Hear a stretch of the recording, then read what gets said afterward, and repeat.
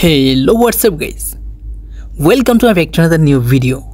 কেমন আছেন? আশা করি সবাই ভালো আছেন। আলহামদুলিল্লাহ আপনাদের অনেক ভালো আছি। আমি আছি মোহাম্মদ সালাম নর্থ সাইপ্রাস থেকে বলতেছি। প্রাকৃতিক তাকে সারা দেওয়ার জন্য আমি আবারও একটা ভিডিও নিয়ে চলে আসলাম। আজকের ভিডিওটা একটু ইন্টারেস্টিং হতে যাচ্ছে।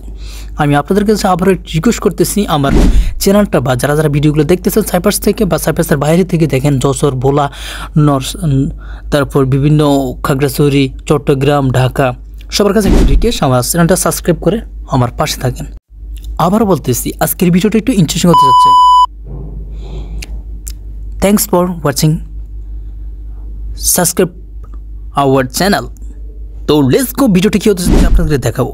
যারা নাকি বাংলাদেশ থেকে এয়ারলাইন্সে সাইপ্রাসে আসা পৌঁছবেন বা নামার আগে একটা সতর্কতা বার্তা জারি করতেছি, যে যেখান থেকে থাকেন না কেন সাথে একটা কোট নিয়ে আসবেন। আর সাইপ্রাসে নামার পর দেখবেন যে রমণীয় একটা সুন্দরী চারিদিকে ঘোরাফেরা করতেছে বা দেখতেছেন। তবে একটা কথা মাথায় রাখতে হবে আপনাকে, এটা বাংলাদেশ না, এটা সাইপ্রাস। যেখানে তাকান না কেন মেয়েরও আপনার দিকে তাকাবে। তবে এই না যে আপনি মেয়ের দিকে হাইলা পড়বেন, এমনভাবে তাকাবেন না যে তাকাইলে হে আপনার উপর বা প্রথম ভালো লাগতে পারে, দেখাবে যে না ঠিক আছে, কিন্তু পরবর্তী দেখবেন যে পুলিশের কাছে আপনার নামে রিপোর্ট দিচ্ছে, আপনাকে ক্রাইম হিসাবে আপনাকে ধরে নিয়ে যাবে। এটা হচ্ছে সাইপ্রাসের একটা অন্যতম একটা বিপদ সংকেত। আর সাইপ্রাসে নামার পর দেখবেন যে রাস্তাঘাটে মানুষ হাঁটাচলা করতেছে, ঘোরাফেরা করতেছে, গেন্না, কোষা, মাকুসা, শহরগুলিতে মেয়েদের অভাব নাই। আর দেখবেন যে চারিদিকে ক্যামেরাম্যানগুলো ঘুরতেছে, হাঁটতেছে, ভিডিও করতেছে। যে তাদের কাছ থেকেও সতর্ক থাকতে হবে আপনাকে সবসময়। আর দেখবেন যে পুটপুটি বাচ্চাগুলো হাঁটতেছে, ঘুরতেছে, চলাফেরা করতেছে। এই রাষ্ট্রে অনেক নানান ধরনের মানুষ এখানে বসবাস করে, যেমন রাশিয়া, ইরাক, ইরান, তুর্কি, লেবানন, ইতালিয়া, তারপর বিভিন্ন ধরনের পেশাদার মানুষ এখানে বসবাস করে। কিছু ব্যবসায়িক, কিছু বা ট্যুরিস্ট, কিছু বা এইখানে ব্যবসা বিজনেস করতে আসছে। তো আপনাকে এটা ফলো রাখতে হবে। আরেকটা বিষয় হচ্ছে সাগর। এটা অন্যতম বা সুন্দর রূপ বলতে বোঝা যায় এখানে সাগর, যেটা মানুষ এখানে আসে শুধু সাগরের চারিদিকে ভ্রমণ করার জন্য, বিশ্রাম নেওয়ার জন্য। এটা আপনার এই বাংলাদেশে এখন তো উইন্টার চলতেছে, শীতকালে কম, তবে গরমকালে একটু বেশি। এখানে মানুষ বিভিন্ন পেশাদার মানুষ এখানে আসে। একটু সচেষ্ট থাকতে হবে আপনাকে, চোখ কান খোলা রাখতে হবে, তাদের কাছ থেকে আলাদা থাকতে হবে। আরেকটা বিষয় হচ্ছে এখানে অনেক ধরনের ব্লগার, ইউটিউবার, কন্টেন্ট ক্রিয়েটর এখানে আসে, কারণ এটা হচ্ছে একটা পর্যটক এলাকা। তো সবসময় আপনাকে মাথায় রাখতে হবে যে এখানে অনেক ইউটিউবার, ব্লগাররা এখানে ঘোরাফেরা করতেছে। তাদের কাছ থেকে আপনি একটু দূরে থাকবেন, কারণ এরা আপনাকে ধোঁকা দিতে পারে বিভিন্ন দেখে।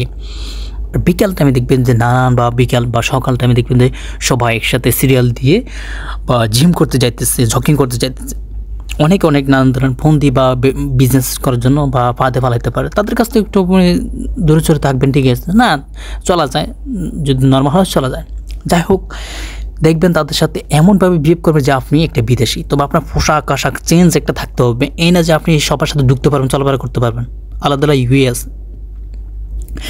এখানে বিজনেসটা হচ্ছে একটা স্টাডি। এখানে স্টাডি করতে আসে, বিজনেস করতে আসে মানুষ এখানে নানান ধরনের বাহার। যেমনটা ধরেন আপনি এখানে হোটেল রেস্টুরেন্ট এখানে বেশি। তাছাড়া অন্যতম একটা ওয়েদার, একটা হচ্ছে গরমকালে যে একটা ওয়েদার আছে, একটা বাংলাদেশে নাই। কারণ এখানে বৃষ্টি কম হয় গরমকালে, শীতকাল হয় বৃষ্টি। তাই এখানে ইউরোপের দিকে যারা থাকে তারা হয়তো ওইখানে রোদ পায় না, ওই কারণে তারা এখানে আসে ঘোরার জন্য। ওয়েদারটাও আকাশের একটা ভিউ আছে, তাছাড়া সাগরের একটা ভিউ আছে। তৃতীয় কথা, এখানে একটা যারা পর্যটকরা থাকে, হোটেল, বিভিন্ন রুম তারা এখানে নিয়ে থাকে।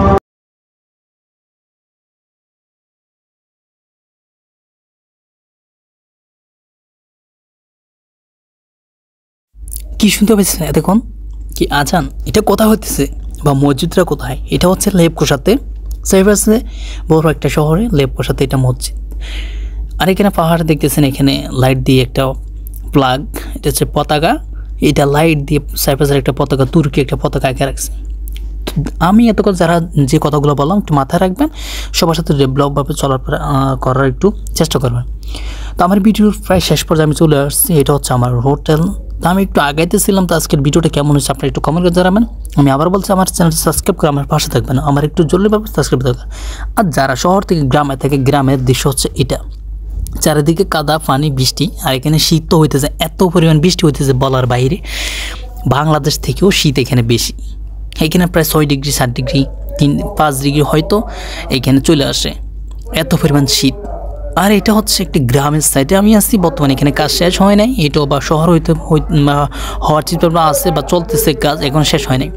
তো দেখতেই থাকেন গ্রামের অঞ্চলের দৃশ্যগুলো কেমন।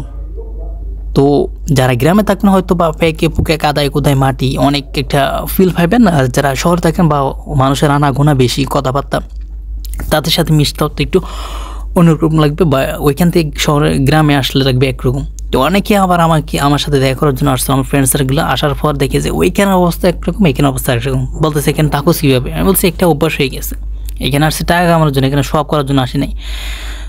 তো যে যাই বলেন না কেন, আজকের ভিডিওটা কেমন হয়েছে একটু কমেন্ট করে জানাবেন। আর আমি ভিডিওটার করার উদ্দেশ্য হচ্ছে যে একটু আপনাদেরকে একটা বিনোদন দেওয়ার জন্য। আর আমি এই না যে আমি অনেক বড় ইউটিউবার, আমি একটা সাধারণ একটা ইউটিউবার, আপনাদেরকে যতটুকু পারে ততটুকু শর্ত বা তথ্য দেওয়ার চেষ্টা করি। আর আবারও দেখতেছি যে এইখানে বৃষ্টি হলে কেমন পানি হয়, দেখেন সামান্য একটু 2 থেকে 3 ঘন্টা বৃষ্টি হয়েছে, এখানে চারিদিকের পানির অবস্থা খুবই খারাপ, প্রায় এখানে 4 থেকে 5 ফুট পানি হয়ে গেছে চারিদিকে, মানে হাঁটা যাইতেছে না। তাই আমি উপরে ছাদ দিয়ে হাইটে আসছি আমার রুমের পাশে। আর এখানে ছাদের কাজ বাকি আছে, আগের ভিডিওতে হয়তো দেখছেন আপনারা। যাই হোক, কাদা কুদা পারে আমি চলে আসছি একটু ক্যান্টিনে একটু খাওয়া দাওয়া করবো।